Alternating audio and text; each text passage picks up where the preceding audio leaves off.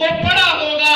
آپ نے مختلف لوگوں کی زندگیوں کو پڑھا ہوگا جنہوں نے دنیا کے اندر کوہرام مچایا۔ نیوٹن آیا، اس نے ایک نظریہ دیا، اس نے ایک سوچ دی، اس نے ایک فکر دی، لیکن اس کے بعد جیمز آتا ہے، وہ سارے کے سارے نظریہ کو پانی پانی کر کے اپنا نظریہ پیش کر دیتا ہے۔ پھر اس کے بعد کوئی اور آتا ہے، وہ اپنی سوچ پیش کر دیتا ہے۔ میں آپ کے سامنے سربستہ یہ عرض کرنا چاہتا ہوں کہ ایک شخصیت آئی ہے دنیا میں جس نے فکروں کو تبدیل کیا، جس نے فکر کو، جس نے نظریات کو، جس نے سوچ کو، جس نے ہر چیز کو بدل کے رکھ دیا۔ وہ کون سی شخصیت ہے؟ وہ جناب رسول اللہ صلی اللہ علیہ وسلم کی شخصیت ہے۔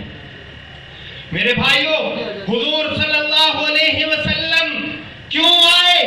آپ کی بعثت کا مقصد کیا ہے؟ آپ کی بعثت کا مقصد یہی تھا کہ انصاف کو دنیا میں عام کیا جائے، اور اس کی مثالیں موجود ہیں۔ جناب رسول اللہ صلی اللہ علیہ وسلم کے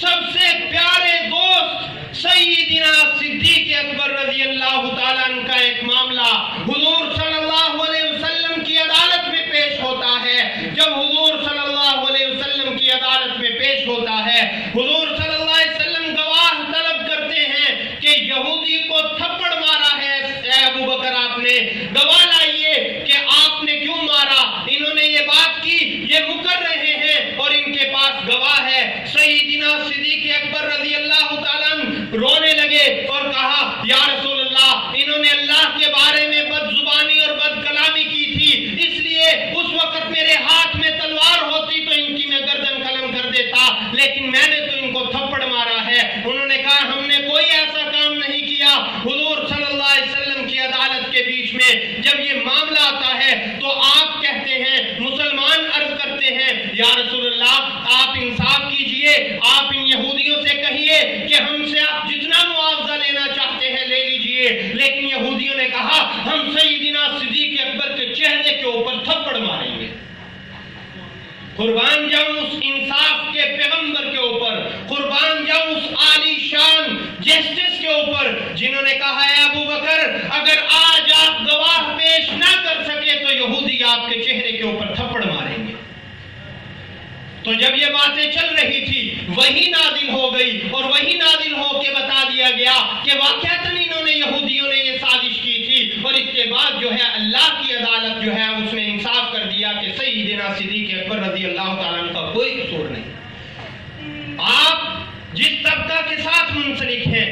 آپ کی بڑی ذمہ داری ہے، آپ اپنے حقوق کی جنگ کم لڑتے ہیں، آپ دوسروں کے حقوق کی جنگ زیادہ لڑتے ہیں۔ آپ کا کام بہت بڑا ہے، آپ اگر اپنے کام کو سمجھ لیں گے تو اس کام کو سمجھنے کے بعد آپ اگر رسول اللہ صلی اللہ علیہ وسلم اور خلفائے راشدین کو اپنے سامنے رکھیں گے تو انصاف کی فراہمی کے اندر آپ کو بھی فائدہ ہوگا اور عوام الناس کو بھی فائدہ ہوگا۔ میں محترم بھائی آصف صاحب، آصف حسین گجر صاحب کا شکریہ ادا کرتا ہوں جنہوں نے اس مجلس کے اندر، اس ماحول کے اندر، میں کوئی وکیل نہیں ہوں جو یہاں پہ اس الیکشن کے اندر حمایت کا اعلان کرتا، ہماری طرف سے تو بھائی آصف، بھائی ساجد صاحب یہاں پہ بیٹھے ہوئے ہیں، لیکن میں یہاں پہ علماء کی نمائندگی کرتے ہوئے صرف جو باتیں عرض کرنا چاہتا تھا وہ آپ کے سامنے عرض کر دی ہیں، اور آخر میں یہ بات بھی عرض کر دوں کہ مسلمانوں کی کامیابی،